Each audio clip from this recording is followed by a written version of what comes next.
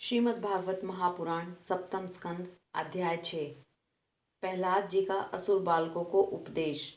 प्रहलाद जी ने कहा, मित्रों, इस संसार में मनुष्य जन्म बड़ा दुर्लभ है।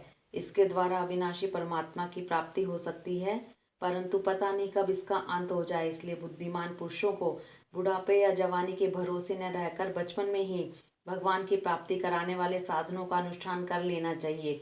इस मनुष्य जन्म में श्री भगवान के चरणों की सेवा लेना ही एकमात्र इसका उद्देश्य है, क्योंकि भगवान समस्त प्राणियों के स्वामी, सुहृद, प्रियतम और आत्मा है। भाइयों, इंद्रियों से जो कुछ सुख भोगा जाता है वह तो जीव चाहे जिस योनि में रहें, प्रारब्ध के अनुसार सर्वत्र वैसे ही मिलता रहता है, जैसे बिना किसी प्रकार का प्रयत्न किए निवारण करने पर भी दुख मिलता है। इसलिए सांसारिक सुख के उद्देश्य से प्रयत्न करने की कोई आवश्यकता नहीं है, क्योंकि स्वयं मिलने वाली वस्तु के लिए परिश्रम करना आयु और शक्ति को व्यर्थ गंवाना है। जो इनमें उलझ जाते हैं उन्हें भगवान के परम कल्याण स्वरूप चरण कमलों की प्राप्ति नहीं होती। हमारे सिर पर अनेकों प्रकार के भय सवार रहते हैं, इसलिए यह शरीर जो भगवत प्राप्ति के लिए पर्याप्त है, जब तक रोग शोक आदि ग्रस्त होकर मृत्यु के मुख में नहीं चला जाता, तभी तक बुद्धिमान पुरुष को अपने कल्याण के लिए प्रयत्न कर लेना चाहिए। मनुष्य की पूरी आयु 100 वर्ष की है। जिन्होंने अपनी इंद्रियों को वश में नहीं कर लिया है, उनकी आयु का आधा भाग तो यूं ही बीत जाता है, क्योंकि वे रात में घोर तमोगुण अज्ञान से ग्रस्त होकर सोते रहते हैं। बचपन में उन्हें अपने हित का ज्ञान नहीं रहता। कुछ बड़े होने पर कुमार अवस्था में वे खेल कूद में लग जाते हैं। इस प्रकार 20 वर्ष का तो पता ही नहीं चलता। जब बुढ़ापा शरीर को ग्रस्त लेता है, तब अंत के 20 वर्षों में कुछ करने धरने की शक्ति ही नहीं रह जाती।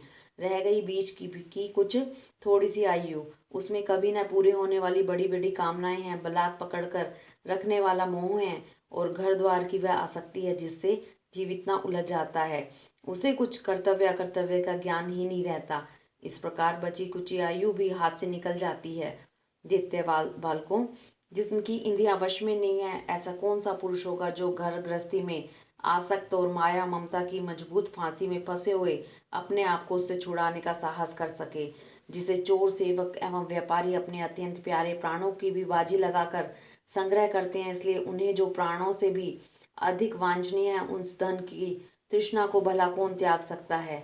जो अपनी प्रियतमा पत्नी के एकांत सहवास, उसकी प्रेम भरी बातों और मीठी मीठी सलाह पर अनेकों अपने को निछावर कर चुका है, भाई बंधु और मित्रों के स्नेह पाश में बंध चुका है, नन्हे नन्हे शिष्यों की तोतली बोली पर लुभा चुका है, भला वह उन्हें कैसे छोड़ सकता है। जो अपनी ससुराल गई हुई प्रिय पुत्रों, भाई बहनों और दीन अवस्था को प्राप्त हुए पिता माता, बहुत सी सुंदर सुंदर बहुमूल्य सामग्रियों से सजे हुए घरों, कुल परंपरागत जीविका के साधनों तथा पशुओं और सेवकों के निरंतर स्मरण में रम गया है, वह भला उन्हें कैसे छोड़ सकता है। जो जननेन्द्रियां और रसेंद्रियों के सुखों को ही सर्वस्व मान बैठा है, जिसकी भोग वासनाएं कभी तृप्त नहीं होती, जो लोभवश कर्म परकर्म करता हुआ रेशम के कीड़े की तरह अपने को और भी कड़े बंधन में जकड़ता जा रहा है, जिसके मोह की कोई सीमा नहीं है, वह उनमें किस प्रकार विरक्त हो सकता है और कैसे उनका त्याग कर सकता है।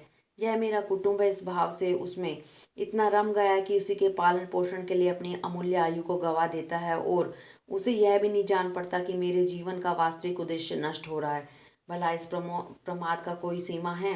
यदि इन कामों में कुछ सुख भी मिले तो एक बात है, परंतु यहाँ तो जहाँ जहाँ वह जाता है वहीं वहीं दैहिक दैविक और भौतिक ताप उसके हृदय को जलाते ही रहते हैं, फिर भी वैराग्य का उदय नहीं होता।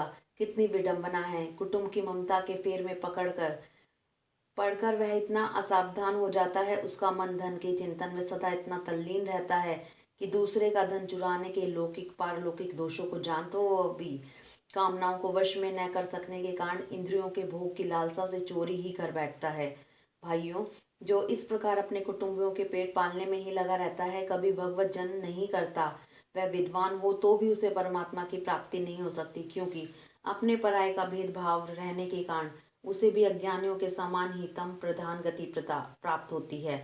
जो कामिनियों के मनोरंजन का सामान उनका क्रीड़ा मृग बन रहा है, जिसमें अपने पैरों से संतान की बेड़ी जकड़ ली है, वह बेचारा गरीब चाहे कोई भी हो, कहीं भी हो, किसी भी प्रकार से अपना उद्धार नहीं कर सकता। इसलिए भाइयों, तुम लोग विषय आसक्त दैत्यों का संग दूर से ही छोड़ दो और आदिदेव भगवान नारायण की शरण ग्रहण करो। क्योंकि जिन्होंने संसार की आसक्ति छोड़ दी है उन महात्माओं के वे ही परम प्रियतम और परम गति हैं। मित्रों, भगवान को प्रसन्न करने के लिए कोई बहुत परिश्रम या प्रयत्न नहीं करना पड़ता, क्योंकि वे समस्त प्राणियों के आत्मा हैं और सर्वत्र सबकी सत्ता के रूप में स्वयं सिद्ध वस्तु हैं। ब्रह्मा से लेकर तिनके तक छोटे बड़े समस्त प्राणियों में, पंचभूतों से बनी हुई वस्तुओं में, पंचभूतों में, सूक्ष्म तन्मात्राओं में, महतत्व में, तीनों गुणों में और गुणों की साम्यावस्था प्रकृति में एक ही अविनाशी परमात्मा विराजमान है। वे ही समस्त सौंदर्य, माधुर्य और ऐश्वर्यों की खान हैं। वे ही अंतर्यामी दृष्टा के रूप में हैं, वे ही दृश्य जगत के रूप में भी हैं। सर्वथा अनिर्वचनीय तथा विकल्प रहित होने पर भी दृष्टा और दृश्य, व्याप्य और व्यापक के रूप में उनका निर्वचन किया जाता है। वस्तुतः उनमें एक भी विकल्प नहीं है। वे केवल अनुभव स्वरूप, आनंद स्वरूप एकमात्र परमेश्वर ही हैं। गुणमय सृष्टि करने वाली माया के द्वारा ही उनका ऐश्वर्य छिप रहा है। इसके निवृत्त होते ही उनके दर्शन हो जाते हैं। इसलिए तुम लोग अपने दैत्यपन को, आसुरी संपत्ति का त्याग करके समस्त प्राणियों पर दया करो, प्रेम से उनकी भलाई करो। इसी से भगवान प्रसन्न होते हैं। आदि नारायण अनंत भगवान के प्रसन्न हो जाने पर कौन सी वस्तु है जो नहीं मिल जाती। लोक और परलोक के लिए जिन धर्म, अर्थ आदि की आवश्यकता बतलाई जाती है, वे तो गुणों के परिणाम से बिना प्रयास के स्वयं ही मिलने वाले हैं। जब हम श्री भगवान के चरणामृत का सेवन करने और उनके नाम गुणों का कीर्तन करने में लगे हैं, तब हमें मोक्ष की भी क्या आवश्यकता है। यूँ शास्त्रों में धर्म, अर्थ और काम, इन तीनों पुरुषार्थों का भी वर्णन है। आत्मविद्या, कर्मकांड, न्याय, दंड नीति और जीविका के विविध साधन, ये सभी वेदों के प्रतिपाद विषय हैं। परंतु यदि ये अपने परम हितैषी परम पुरुष भगवान श्री हरि को आत्मसमर्पण करने में सहायक हैं, तभी मैं इन्हें सत्य मानता हूँ। अन्यथा ये सब के सब निरर्थक हैं। यह निर्मल ज्ञान जो मैंने तुम्हें इन लोगों को बतलाया है, बड़ा ही दुर्लभ है। इसे पहले नर नारायण ने नारद जी को उपदेश किया था, और यह ज्ञान उन सब लोगों को प्राप्त हो सकता है जिन्होंने भगवान के अनन्य प्रेमी एवं अकिंचन भक्तों के चरण कमलों की धूलि से अपने शरीर को नहला दिया है। प्रहलाद जी के सहपाठियों ने पूछा, प्रहलाद जी, इन दोनों गुरु पुत्रों को छोड़कर किसी गुरु को तो न तुम जानते हो न हम। यही हम सब बालकों के शासक हैं। तुम एक तो अभी छोटी अवस्था के और दूसरे जन्म से ही महल में अपनी माँ के पास रहे हो। तुम्हारा महात्मा नारद जी से मिलना कुछ असंगत सा जान पड़ता है। प्रियवर, यदि इस विषय में विश्वास दिलाने की कोई बात हो तो तुम उसे कहकर हमारी शंका मिटा दो। हरिओम तत्सत।